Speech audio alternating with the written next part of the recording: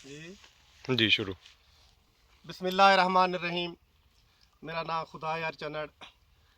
ਅੱਜ मैं जनाब ਦੇ ਨਾਲ ਇੱਕ ਸਰੈਕੀ ਦੇ ਵਿੱਚ ਗੁਫ਼ਤਗੂ ਕਰਸਾਂ ਇਸ ਵਜ੍ਹਾ ਤੇ ਕਿ ਮੇਰੀ ਬਹਾਵਲਪੁਰ ਦੀ ਧਰਤੀ ਤੇ ਚੁਲਿਸਤਾਨ ਦਾ ਜਿਹੜੇ ਜੀਪ ਰੈਲੀ ਦਾ ਬਹੁਤ ਬੜਾ ਇਵੈਂਟ ਸ਼ੁਰੂ ਹੈ ਪਿਆ ਜਿਹੜਾ ਅੱਜ ਦਾ ਉਹਦਾ ਪਹਿਲਾ ਦਿਨ ਹੈ ਪਿਆ। ਪਹਿਲੇ ਪੂਰੇ ਪਾਕਿस्तान ਤੋਂ ਲੋग शामिल हो रहे हैं। ਅੱਜ असा भी विज़िट ਤੇ निकल रहे हैं। मेरे नाल मेरे दोस्त मोहम्मद अयाज खान जोया साहब और चौधरी उस्मान बसरा साहब भी नाल इन पे इंशाल्लाह अगे जाते जिमें जिमें नाल नाल तुहानू सारे प्रोग्राम दिखाते वैसों।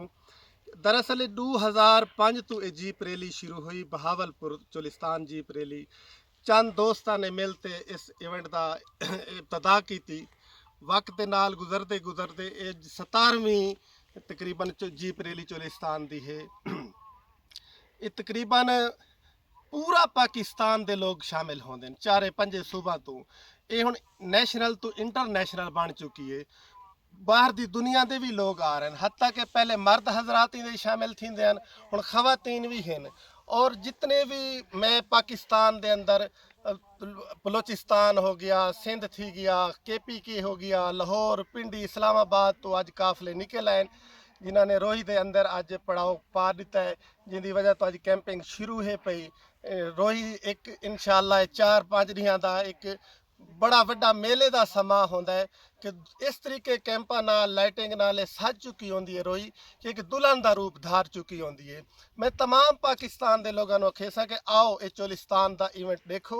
इनदे विच रंगा रंग तकरीबात होंदियां ने। चोलिस्तानी कल्चर ऊँठा की रेस है पी, जीपा की रेस है, मोटरसाइकिल रेस है, कबड्डी है पई और अपना जितने भी सकाफती कल्चर के हवाले नाल स्टाल लगे जाते हैं और इहदे विच फूड स्ट्रीट के हवाले नाल पूरे ज़िला बहावलपुर डिवीजन की तमाम इंतजामिया ने तावन कर दिए। अज तक कहीं को कहीं गिला नहीं कि सारी पुलिस या कहीं इदारे के बंदे ने किसी मेहमान को तंग किया हो या उनके वास्ते कोई परेशानी का सबब हो। पूरे पाकिस्तान के लोगों को असा आखेसूँ कि आओ बहावलपुर के लोग असा तुहानू वेलकम आखते हैं। इस चोलिस्तान इस धरती नू मरी न समझाए। मरी दे लोग पहाड़ों के रहने वाले लोग, पथरीला इलाके के रहने वाले लोग, उन्होंने पत्थर दिल हैं। इतों रेत के रहने वाले लोग हैं, रेत की तरह नरम दिल रखने वाले और बड़े मेज़बान मेहमान नवाज और बड़े मेहमाना नाल प्यार करने वाले लोग हैं पे। आज 17 साल गुजर गए इस जीप रैली दे विच लेकिन आज तक तो कोई मिसाल ना मिल सी किसी मेहमान दे नाल मकामी चोलिस्तान के लोगों ने कोई ज्यादती की होवे। इस वजह से कि सारे लोगों को इहदे विच शामिल होना चाहिए। इस साडे इस कल्चर नूं देखना चाहिए, चोलिस्तानी सकाफत नूं देखना चाहिए इस चोलिस्तान के अंदर आते। बल्कि मैनूं याद है कि पिछली दफ़ा इतने कोऑपरेटिव लोग हैं असें जीप रैली असें कोई 10-15 नौजवान लड़कों का ना ग्रुप हाई जेड़ी भी कह टिब्बे रेत दे विच कोई गड्डी फसती आई वो रजाकाराना तौर पर धक्का ला तो उन्होंने अगर कट देंदे हैं।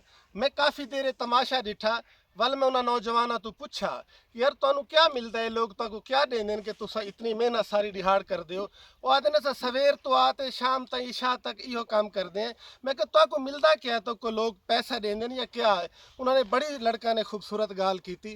उसने कहा यार पूरे पाकिस्तान तो दुनिया लोग आंदे ये साडे मेहमान हैं, असा मेज़बान हैं, असा इन्हां दी मदद ना करे सू तो कौन इन्हां दी मदद करे सी। एक उन्हां दी गाल सुनते मेरा बड़ी खुशी हुई कि कितना अच्छा और ज़बरदस्त पैगाम लैते लोग पिछा वहदे पैन। इस वजह से जितने भी चोलिस्तानी लोग हैं ये बड़े मेहमान नवाज मेज़बान मुहब्बत करने वाले लोग हैं पे। बहावलपुर के पूरे पाकिस्तान के लोगों को बेधड़क बेखौफ आना चाहिए, इस जीप रैली नूं वेखना चाहिए। शुक्रिया।